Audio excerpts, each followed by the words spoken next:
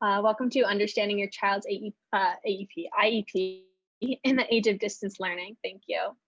So the very first thing I want to do is I want to make sure everyone can access our chat box. And so if you know where that is, awesome. If you're not sure where that is, just take a moment and listen up. So if you're on a computer screen, or no matter what device you're on, you're looking for your toolbox. If you're on a computer and you're in full screen mode, that will most likely be at the top.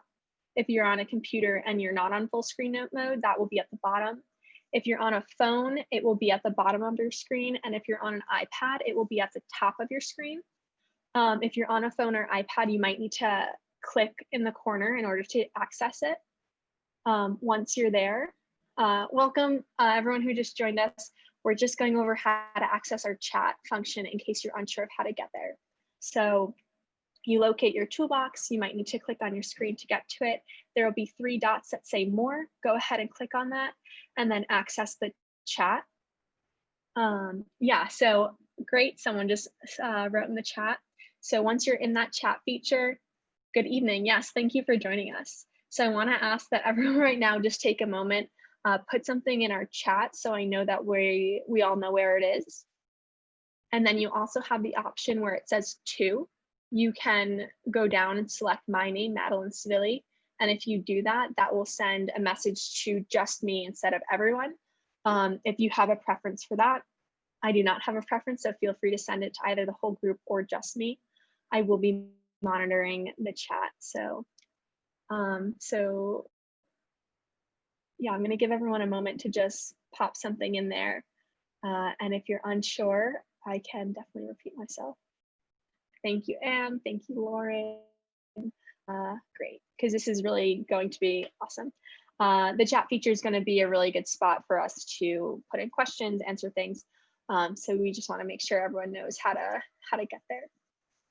So again, thank you so much for joining, everyone, and let's go ahead and get started.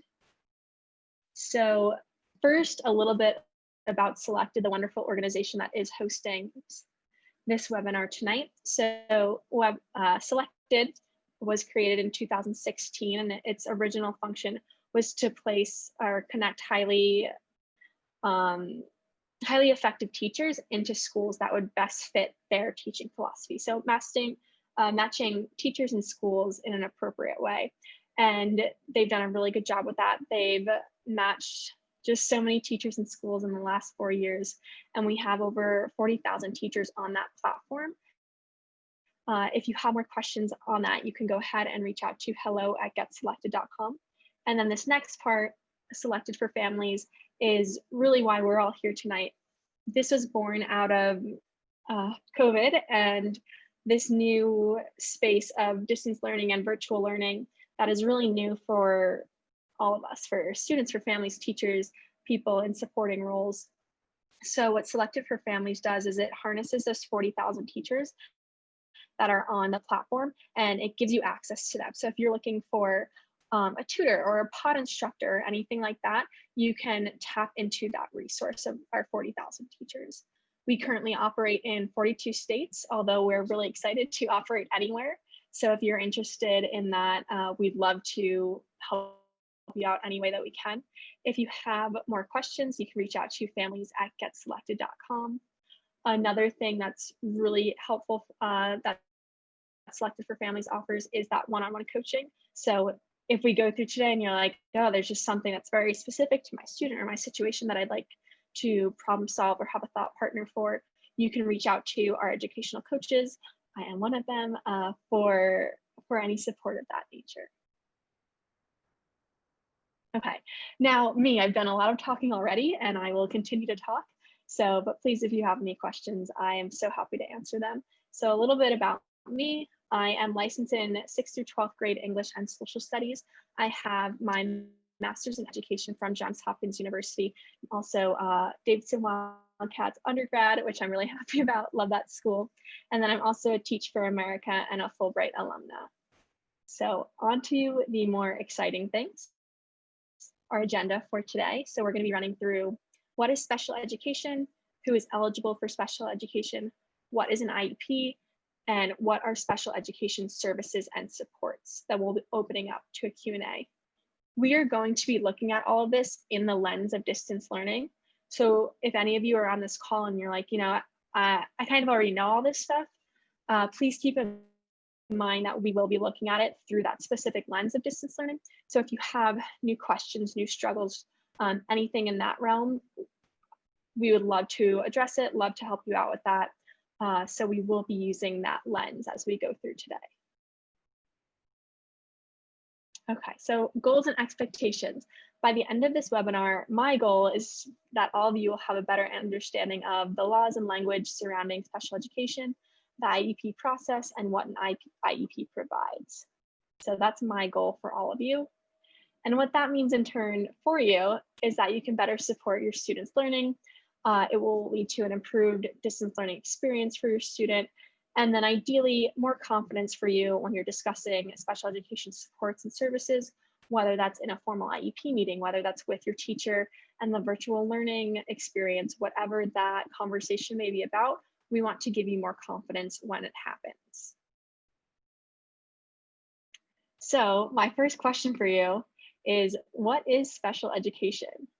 Does anyone have any ideas? Feel free to come off of mute or drop that in the chat. Okay, let's move forward. So I have some more questions for you, don't worry. And it's a game of true or false. And as we do this, you can either type in true or false into our chat. You can go ahead and give like a thumbs up in your reaction setting, in your toolbar as well. If you click participants, that will pop up. So first thing is first. Special education students must be in a separate classroom. True or false? We have someone in the chat saying false. Anyone else? False, depending on the child's needs. So yeah, this one is false.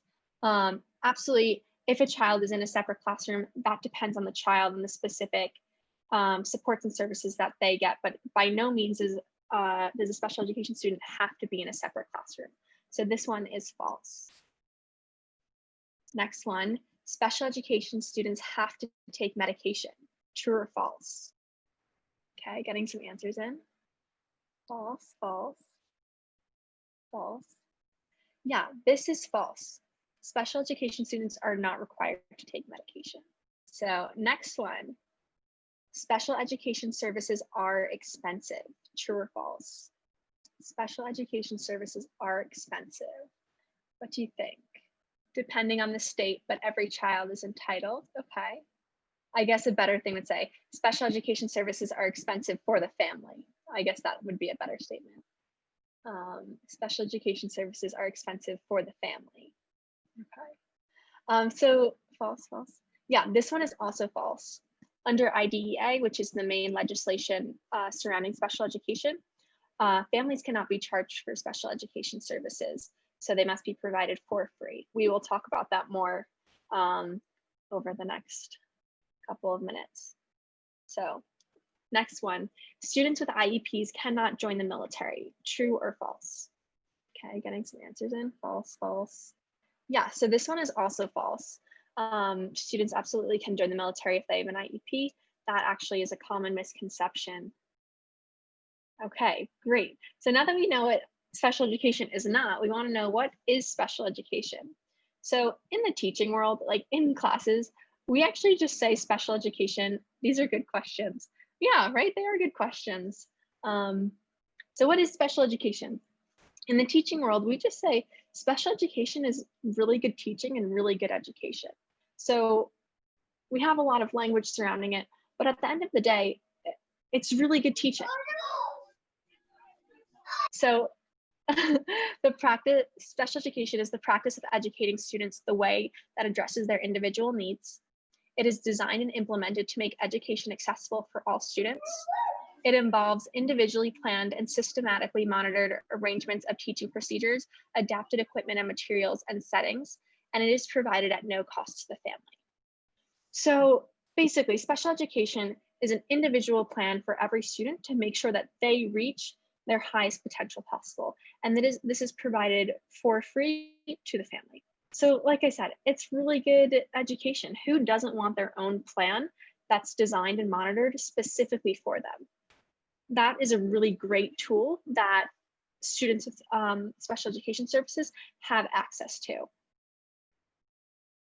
So let's put that all into one line. So special education is specially designed instruction, at no cost to parents to meet the unique needs of a child with a disability. So if you take all of those things we just said and put it into one sentence, it's this. If you're wondering, is this special education? Is this special education? Check in with this sentence. Does it align with this sentence? Yes, then it's special education. Does it not align with the sentence? Okay, we may need to figure something out then. Now, I know you're all thinking, but what about distance learning, right? That's what we're all here for. We all have a lot of questions about that. And the reality is special education, no special education, in the time of COVID-19, education looks different for everyone. One thing that should be constant, that needs to be constant, is that supports and services are still provided to your child. So that might look different, but those services and supports still need to be provided. Now, the way special education services and supports will be provided during this time of hybrid learning, distance learning, all of these different types, is going to vary for each child in each school. So depending on the supports that your student receives, those might be supports that can be delivered digitally. Perhaps your student needs something that has a bigger font, right? That's something that can be delivered in a way that doesn't require an in-person monitor or support. But there are other supports that someone does need to be in person. And then also each school is really doing their own thing right now based on a number of reasons, whether they're going to be in school, at home, hybrid. So I can't say, this is what it's going to look like, because there's so many factors right now. And I know different schools are doing different things. So I know the New York City public schools just shut down recently. So those are completely virtual. I have 2 cousins in high school and one receives special education services. So that cousin is supposed to be in school 4 days a week. However, he is expected to wear a mask and he has a lot of sensory issues. So it was determined that that's really not an appropriate setting for him. So even though that was the initial plan, there's a new plan now. So there's a lot of different things happening right now, and it depends on the school and the child. With all that being said, if we have a good understanding of our child's IEP, we can be really helpful and supportive while these transitions and these changes are happening. So we really want to have a good understanding. What is this IEP? What does it mean? And what does it look like right now specifically? So another question for you all, and it's open-ended purposefully. What are some of the patterns you're seeing with distance learning? And what support or supports do you need to better support your child? So feel free to answer one, both of those questions, one or both. Feel free to come off of mute and share it. Feel free to drop it in the chat. What are some of the patterns you're seeing with distance learning, and what support or supports do you need to better support your student? Distractions and lack of motivation, yeah. I'm hearing that kind of across the board, students of all ages and all settings. Something I do like to point out to families is that during this transition time, and by transition, I mean the students used to be doing their learning in school, and now a lot of it's happening outside of school, a lot of times at home. And so as adults, we're seeing things for the first time that perhaps were happening in school, and now this might be the first time we're seeing it, or perhaps this is something that had been happening in school and it's now just kind of taking on a different form now that it's at home. So I do like to point out that some of the things that we're seeing for the first time might just be recurring patterns reemerging. Some of them aren't, but some of them are. Unable to get in touch with students, yeah. Services are being rendered on different platforms. Yeah, the technological side of it causes a lot of kind of distress. Echoing what Anne said, my kindergartner wants to do nothing with remote learning when New York City have been remote since the start of the school year. Yeah, especially for the younger kids, that has been a really difficult just transitions, I would transitioning more, but a really difficult setting to be in. So yeah, lack of communication with parents, and not all parents are tech savvy. Yes, many students here have no access to devices or reliable internet. Yeah, so these are all all issues that we're seeing. Yeah, these are all issues that we're seeing. Some of them are specific to special education, some of them are not, and having a student who receives special education services, some of these more grander issues then become kind of like a double-edged sword. It's like, okay, I can't even access this thing that I need to get to. So what happens with students who require paraprofessional services? So that's a really great question, and I will address that. Okay, so we are going to be problem solving some things as we go through this. I do want to make it as specific as possible to all of you here. I am fully aware of, the privacy of IEPs, so please do not feel like you need to share any more than you're comfortable with. Also, if you want to get into more specifics, not on this webinar, please set up a one-on-one coaching call. I spend the majority of my day just kind of problem solving and being a thought partner and thinking through all of these situations. So I'd love to help any way I can. So what happens with students who require paraprofessional services? So this is going to be something that we get into a little bit later in our webinar today. But yeah, students who are receiving services from someone who is not a teacher, it really depends on the school. It depends on the situation. It depends the type of services that they're getting. And we're going to talk about how you can make sure they are receiving the appropriate service and support that they are supposed to be getting. So Deirdre, I see your question. I promise we'll be getting into it more thoroughly as we continue with this webinar. Yeah, unfortunately, that is happening in some settings. We are going to address all of this in a way that we're going to make sure we can address all of these with the appropriate people to make sure that students are receiving the supports that they need. So yeah, please keep the questions and the comments coming. I will continue to monitor the chat. I do want us to just move forward for the sake of time. So historical look at special education. Before the 1970s, as many as 80% of students with disabilities were not in school. And that means 1.75 million children didn't have access to educational services in the US. So basically, prior to the 1970s, schools could exclude students based solely on their disability status. Now, there's been a lot of progress, and since the 1970s, there are 4 main legislations that determine what special education looks like in the United States today. And this is the Individuals with Disabilities Act, Disabilities Education Act, IDEA, Free and Appropriate Public Education, FAPE, the Least Restricted Environment, LRE, and the Individualized Educational Program, the IEP. And we're going to be going into each of these to determine, okay, what does this mean for my student in this time of distance learning? So the Individuals for Disabilities Education Act, IDEA, this is really the main legislation for special education. It is the umbrella legislation, so to speak, that the others fall under. This is the most recent federal law concerning special education. It governs how states and public agencies provide early intervention, special education, and related services to students with disabilities. It makes it so eligible children with disabilities receive special education and appropriate related services from preschool through age 21. So if you have a senior in high school who's 18 that receives special education services, they are eligible under IDEA to stay in school through the age of 21. So who is eligible for special education services? In the 2018-2019 school year, we had 7.1 million students in the public system receiving special education services. This is about 14%. This is a really large portion of our population.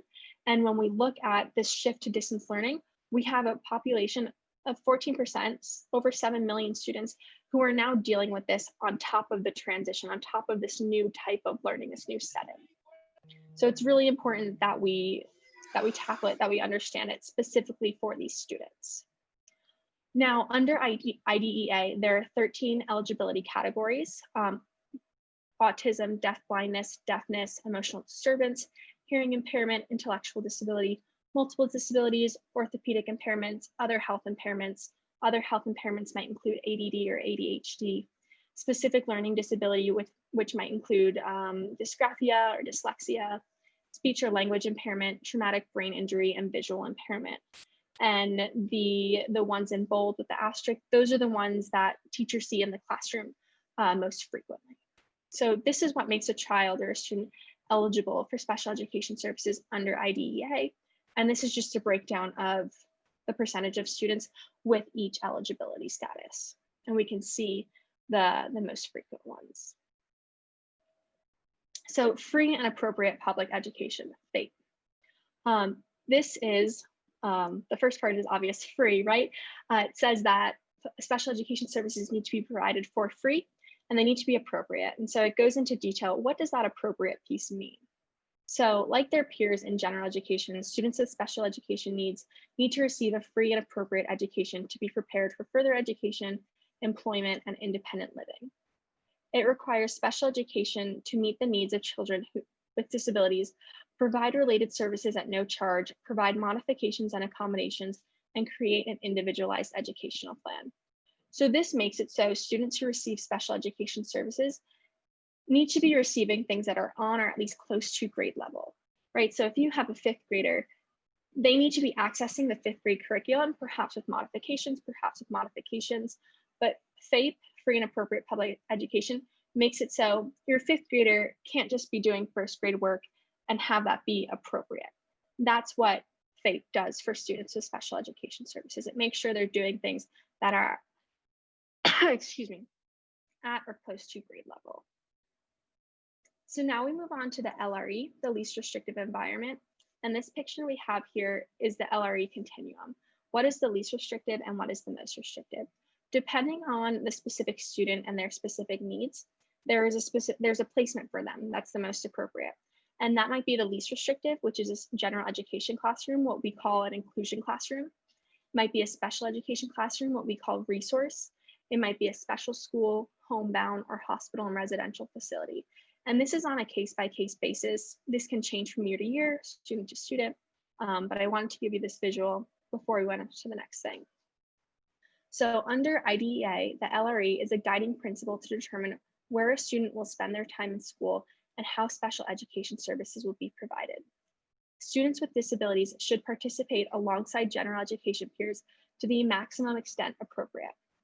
So if you have a student, perhaps like a middle school or high school student where they have multiple classes, maybe that means for math, they're in a resource setting, but for their other classes, they're in an inclusion setting.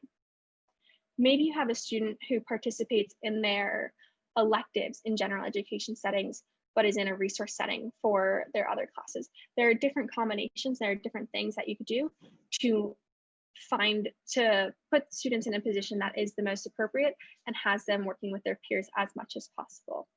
And there are plenty of studies that show that putting special education students in general education classrooms, those inclusion settings, it really benefits both students. It benefits the special education students because they're proven to have fewer absences, to have improved reading and math scores, they're more likely to either pursue higher education or to have a job after graduating high school. And those general education students, they are more likely to have higher self-esteem, to have deeper, more meaningful, and more diverse relationships. And it's actually proven that they're more tolerant of others. So it really benefits everyone involved to have these inclusion classrooms.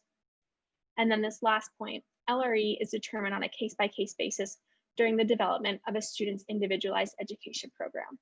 And this can change year to year. It doesn't mean like, when your student is this old, they determine this setting's right and that won't change. No, absolutely not. This can change every time there's an IEP meeting. So again, this is the LRE continuum. And I know what you're all thinking, what does this mean when my student is on their own computer on Zoom all day? So, well, what does LRE look like during distance learning? And the answer is really that it depends. Different schools have different setups right now. And if this is not clear for you right now, like if you're unsure what your school is doing, you have to go directly to your school to know what their plan is. There are a number of different ones. I have seen schools that say special education students come in on these days, all other days, everyone's remote. I have seen students be in different Zoom classes depending on their LRE. I have seen just a number of different things. I've seen students get virtual one-on-ones with teachers or paraprofessionals. So it depends on your school's plan and it depends on your student's LRE. So you need to check in with your school specifically if that is not clear right now. So another true or false set. Schools can require families to pay for special education services. True or false? Feel free, yeah, to drop that in the chat. Thank you to those of you who are responding. Yeah, this is false. This is the free piece of free and appropriate education. Schools cannot require families to pay for special education services. Next one, placing special education students in inclusion classroom benefits general education students. True or false? True, parents too, true. Got a true with a question mark. Yeah, this one is true. So both general education and special education students have a number of things that they benefit from when they are all in the same classroom together. So this is absolutely true. The least restrictive environment is decided on a case-by-case basis. True or false? Okay, got some answers coming in. Yes, this is true. It's decided on a case-by-case basis and also a year-by-year basis. So now on to the IEP piece, the individualized education plans. What do you already know about it? Or what questions do you already have about it? Yeah, what do we already know about IEPs, individualized education plans? It's a legal document. Yeah, it's really important to know that IEPs are a legal document. They're legally binding. So IEP, individualized educational program. An IEP is the plan of action for a child with a disability and the adults who provide services. It's applied to your child individually, not a class or a school. Yeah, absolutely. Each student has their own IEP. So this specifies the student's current academic performance level in other areas such as physical mobility, communication, behavior. It will also have accommodations and modifications for that student, as well as goals and objectives that are aligned to the student's needs. Also really important, all teachers need to follow what is outlined in an IEP. We had someone drop in the chat that an IEP is a legal document. Yes, 100%. So that means every teacher needs to follow it, not just the core teachers, not every teacher except the PE teacher. Every single teacher needs to follow your student's IEP. So now the IEP timeline, what does this look like year to year? IEP meetings are held annually and the IEP is binding for 1 year unless a specific revision is requested. And as the parents, you are allowed to request a revision at any point in time. So that is your right, you can do that. Every 3 years, students with IEPs have a reevaluation meeting to determine whether they should continue to receive special education services. So if we think back to that list of 13 eligibility criteria under IDEA, a reevaluation meeting determines, is this student still eligible under this category? And that will involve a lot of times doctors, it involves behavioral specialists, it involves people that do the medical and psychological side of things. So a teacher would not be determining your child's reevaluation. A doctor would most likely be doing that. Okay, so who attends an IEP meeting? A parent, at least one general education teacher, at least one special education teacher, a school district representative, which frequently is an administrator, a principal, vice principal, although it does not have to be, a school psychologist or other specialists, the student, and any other invited guests. Maybe you have a tutor that you work with, maybe you have a social worker that you work with, anyone that might be able to give insight. So legally, the only people who need to be at this meeting are the general education teacher, the special education teacher, and the district representative. As the parent, of course we want you there, of course we want you involved, but legally those are the 3 people that need to be there. The student, it's up to you as a family to decide if you want them there. I work with a lot of high school students, so as they get older, a lot of the families decide they do want them involved in this process, but that is up to your family. Parent IEP member can be there. Yeah, absolutely. Anyone that you find would be appropriate to be in this meeting, you can invite them and they would be part of the IEP team. So what is discussed at IEP meetings? So at the student's very first IEP meeting, when they're first determined eligible for special education, the team develops the student's IEP. And each year after that, that meeting is to update and improve, I shouldn't even say improve, update the IEP to reflect the current strengths and needs of the student. So when your student goes from 7th grade to 8th grade, there will be spaces, there will be skills that they have mastered, there will be skills that they have improved on, and you want to make sure the IEP reflects that. So that's what those meetings are for annually each year. So now, I've said a lot, and I wanted to put this in a visual that just kind of made it seem like it was, just made it more palatable. Because it seems like when we talk about, okay, the IEP lists all these things, it can get overwhelming. But really, if we just look at it like this, there are 3 buckets: current level of performance, goals, and supports and services. Those are really the 3 things that are on the IEP. So current level of performance: how is the student performing academically, physically, communicatively, and behaviorally? Academically, we look at their grades, we look at their skills. Can your student do 2-digit by 2-digit multiplication? Can the student solve 1 or 2-step algebraic equations? Things like that. Those are academic skills. When we talk about physical, it could be mobility. The student is in 6th grade and can go from class to class by themselves. They don't need someone to walk with them to class. Communication. Can this student communicate if they are struggling or need support? Is their communication respectful to both peers and adults? And then behavior. Is their behavior something that supports their learning or hinders their learning? So those are all things that will be in the IEP. And then this next bucket, goals. We want to assess the progress towards the goals outlined last year, right? Did we reach those goals? Great. Did we not reach those goals? Why not? And then we need to develop new goals for this upcoming year. So if last year the goal was to improve math computation skills by, the student will know all their times tables, their times tables 1 through 10. Maybe this year it's going to be, okay, now the student can do 2-digit by 2-digit or 2-digit by 3-digit multiplication. We're still improving the math computational skills, but that actual skill level increases. It gets higher, it gets more difficult. And then this last bucket, supports and services. So we're going to assess the previous supports and services. What were we doing last year that worked? What were we doing last year that did not work?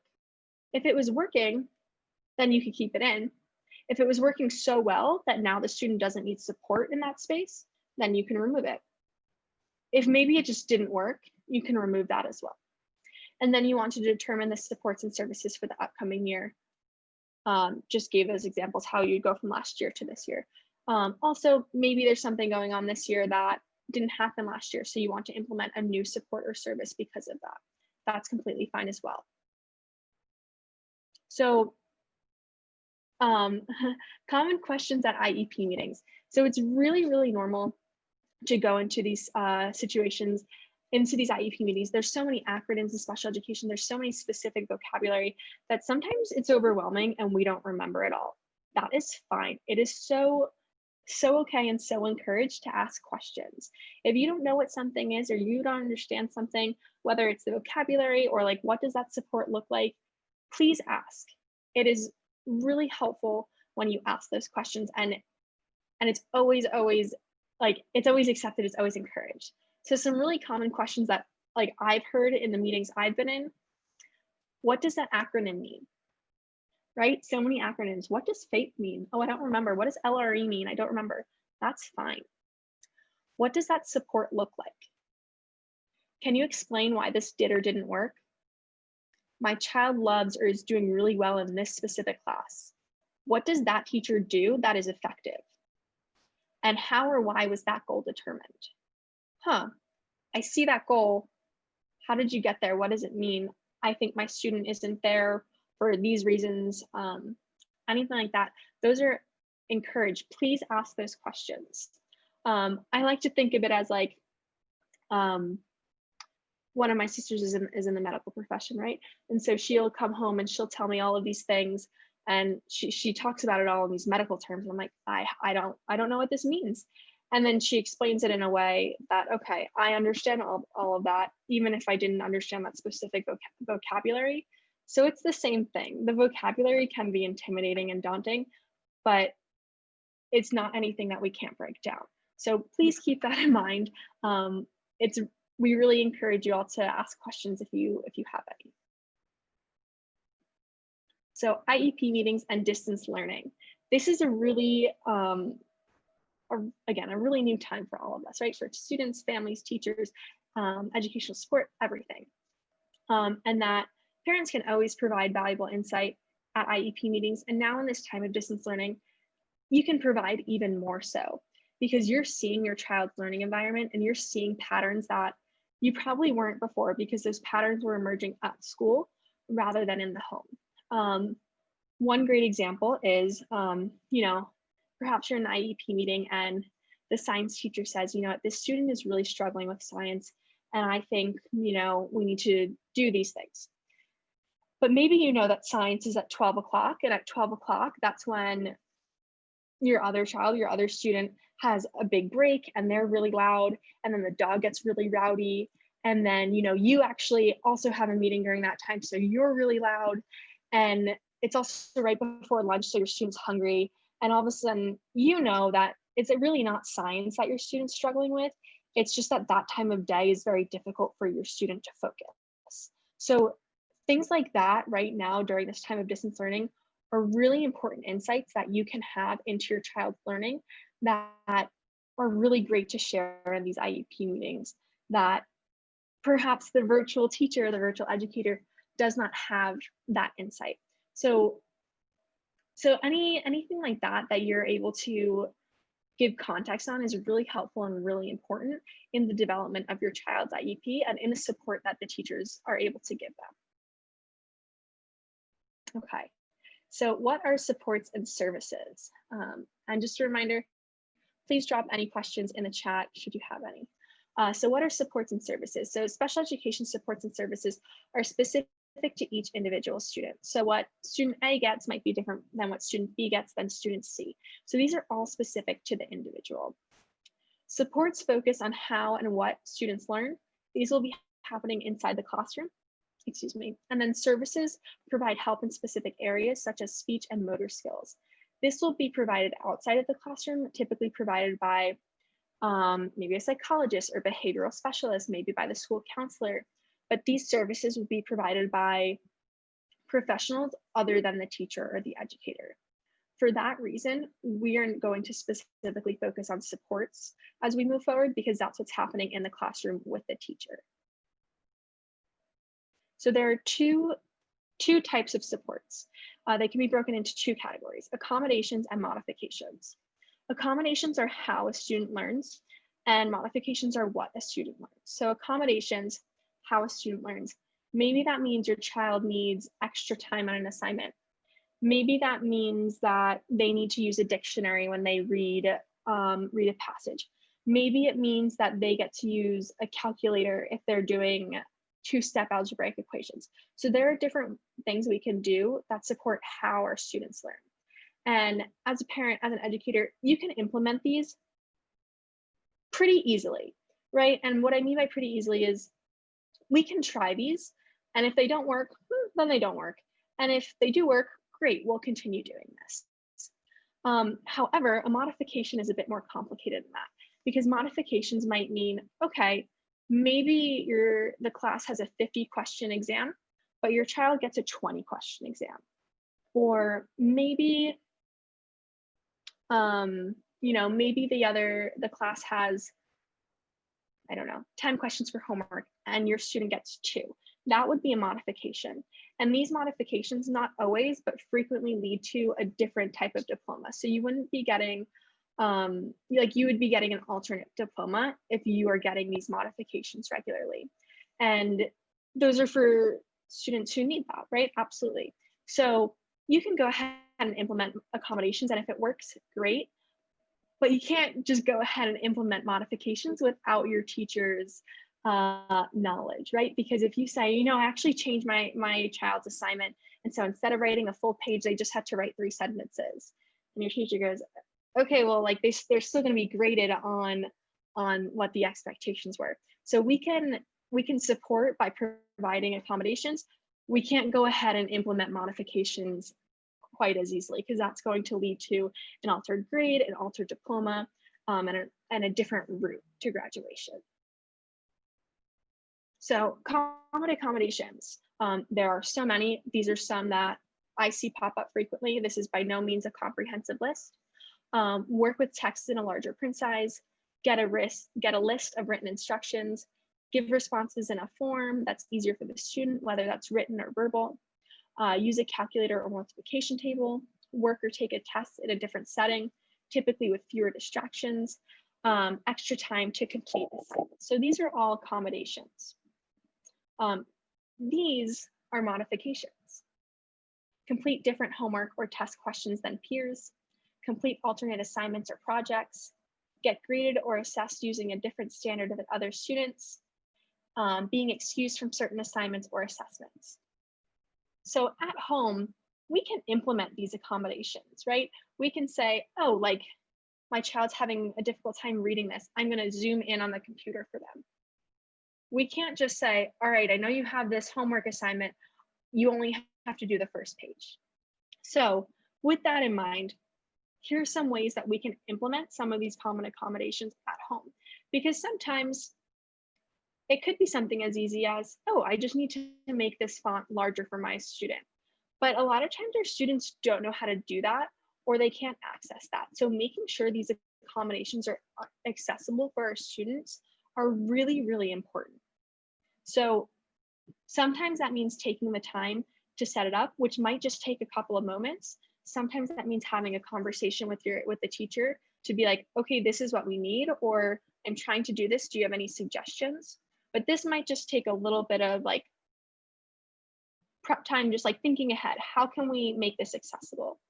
So work with the text in a larger print size. Maybe that means printing out the assignments or setting up the computer screen. Depending on your student's age, maybe that's something they can do on their own, maybe it's not. So get a written list of instructions. This might mean writing out the assignment with or for your child. It might mean writing out the instructions step by step. It might mean pulling up the instructions for your student, depending on where it is online, or on a specific paper. So give responses in a form, whether written or verbal, that's easier for the student. This might mean taking the time to type out the answers as your child dictates it to you. It might mean scheduling a time for your child to do that with your teacher or the teacher aide. So that might take some coordination, which when students are in the classroom, like in the brick and mortar school, that can be done and doesn't necessarily need to be planned ahead of time.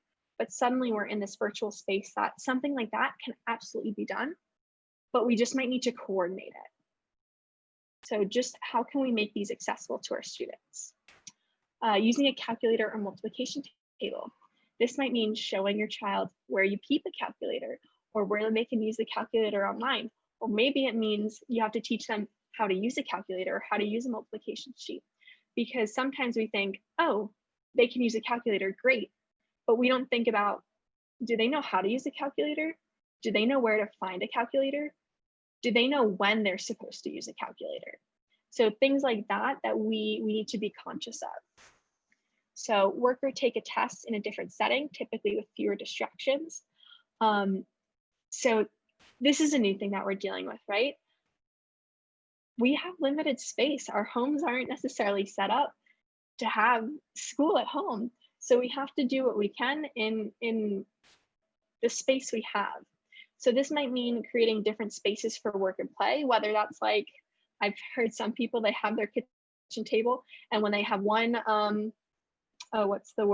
tablecloth on it, it's schoolwork. And when they have the other tablecloth on it, it's playtime.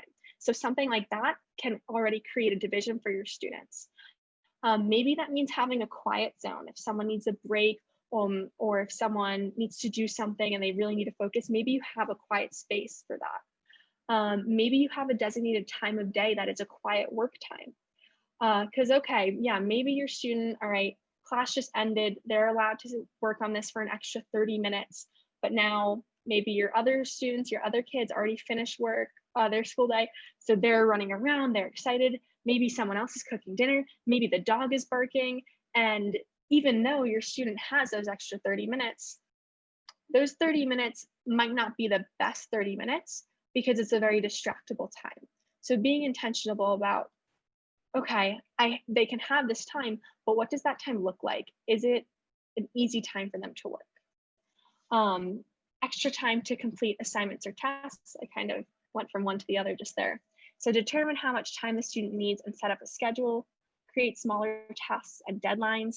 So another really big thing and I say the younger students, it's really students up through like maybe 11th or 12th grade, we're asking them to organize their whole day in a way that we really never would have if they were going to school every day. So maybe this means you need to have a list of, okay, this is the time all of your classes are, and this is what you need to be focusing on at these times of days. So yes, those extra time is important, but understanding what is the schedule and how we can best utilize the schedule, and how can we keep you organized in a way that you would already be if you were in school. So that as well could be really, really helpful. So another pause point, if there are any questions, please feel free to come off of mute. Please drop them in the chat. Okay, so just out of curiosity, how do teachers manage multiple IEPs at the same time? How does that look like with remote learning? So that's a great question, and it's multifaceted. So the teacher who is in charge of writing your student's IEP, depending on the school, that might be their job to do, like their sole job. Maybe they teach fewer classes. That could be something else. As far as being a teacher with a student with, being a teacher and you have a student with an IEP, that's your job, right? When you get those IEP documents, you need to read them, you need to know them, you need to know how to navigate them. So trying to like that is what we go to school to do, that's what we learn to do, that's what we practice. So knowing how to do that is something you learn over time, of course, but it's also, that means most likely at the beginning of the year, and then when the IEPs change, when the student has their annual report, it means spending time and studying your child's IEP. Your teachers have to spend time to do that, and I promise that they absolutely do. They spend time getting these IEPs and reviewing, okay, what does this look like? How do I see this? How can I support this? How can I implement this accommodation for this student? And then how does that look like with remote learning? That really depends on how your school is structuring it. So some schools have IEP students in person. Some schools have like separate Zooms or one-on-ones. That really depends on the school. But a couple of accommodations that I can explain right now. So for example, if you need to write out written instructions, maybe that means on your Google Classroom, you have the written instructions out for everyone to see. And you have, okay, step 1, step 2, step 3, step 4, step 5. So remember back to the beginning of this webinar, special education is really good teaching, right? So everyone can benefit from this personalized support, from this extra kind of mindfulness to accessibility. So sometimes it means implementing these accommodations. Now everyone gets to benefit from them. Sometimes, okay, if a student gets to use a calculator and now we're doing remote learning, maybe that means spending 5 minutes at the start of each class saying, okay, today is a day that we're going to be using the calculator. I want everyone to pull it up. I want everyone to try doing this. Does anyone have any questions? So sometimes creating that space or making sure that you say, okay, these are the things we'll be doing. That can be how you implement an accommodation. There's just so many different ways that it's difficult for me to give a more general answer, because it really depends on the accommodation, on the student, and how the schools are setting up distance learning right now. But great question. And if you have specific ones, or you want to talk about your student situation more specifically, I'm happy to do a one-on-one, kind of set that up and go through all of that. So thank you for your question. Oh, we got another one. Oh yeah, of course. Okay, more true or false. And I can't tell if you all are enjoying this or if it's a little bit of an eye roll, so I'm sorry if it is. True or false, only core subject teachers need to follow what is outlined in an IEP. This one is false. All teachers need to follow what is outlined in an IEP. Next question. Voicing concerns in an IEP meeting is encouraged. True or false? Yes, this one is true. Please ask questions. Please speak up if you don't agree with something or don't understand something. That is absolutely encouraged.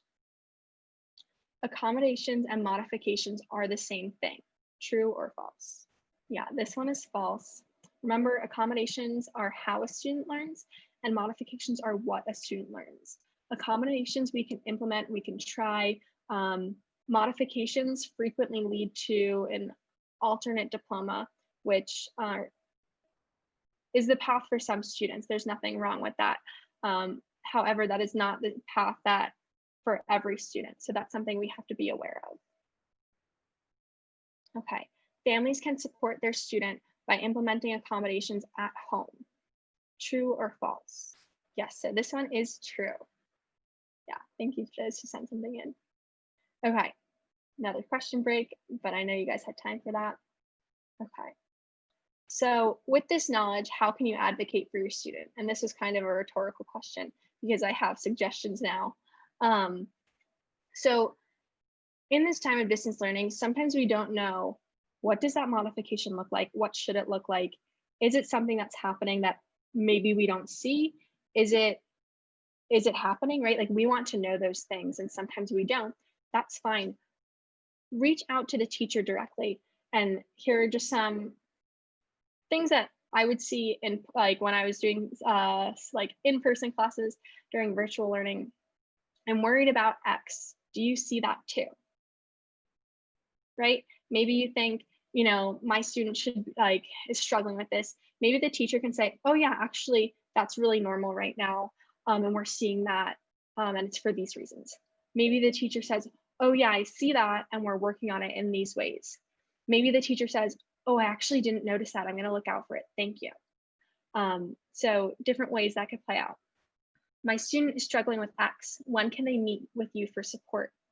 Remember, some of this is logistics, some of this is coordinating, because we're not in school. We can't just drop by the teacher's classroom during lunch because there's no classroom right now.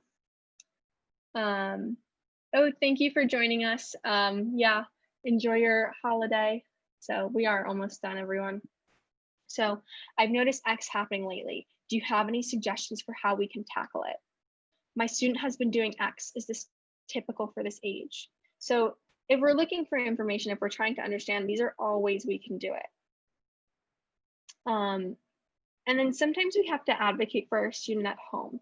So what I mean by that is, because a lot of this learning is happening at home, sometimes if we have multiple children, multiple students, you know, they see things are happening differently. And sometimes you need to have a conversation about that. That depends on a lot of things, right? That depends on the age of the children. It depends on the family dynamics. It depends on how do you want to explain this to your child, right? That depends on every situation. But a couple of things you can say: everyone thinks differently. Everyone has strengths and challenges do not define a person. I always like to give the example of cooking, right? Some people are good cooks, some people are bad cooks. That doesn't make us good or bad people. That just means some of us are good at cooking and some of us are not good at cooking. So just be aware that this might be a conversation you need to have at some point. Perhaps you already had it, just a note. So a little bit of a review as we wrap up. In the time of COVID-19, education looks different, but services and support should still be provided to your child. So that's something that's a non-negotiable. Lots of things are changing. That still needs to be happening. Oh, and just one more note. Those might be looking different than maybe what they had previously looked like, what you think they may look like. If you are unsure about that, reach out to your school, whether that is the teacher directly, maybe that's your student's coordinator, their special education coordinator. Reach out and ask those questions. Okay, so school faculty and staff are still fully in charge of implementing and tracking your students' IEPs. However, now that a lot of the learning is happening at home, parents and families can play a bigger role by implementing the accommodations outlined in the IEP. You have a closer look at your students' learning now, so you can play a bigger role than if they were in school. And then just a reminder, ways you can advocate for your student at school. I'm worried about this. Do you see that? My student is struggling with this skill or this thing. When can they meet you for support?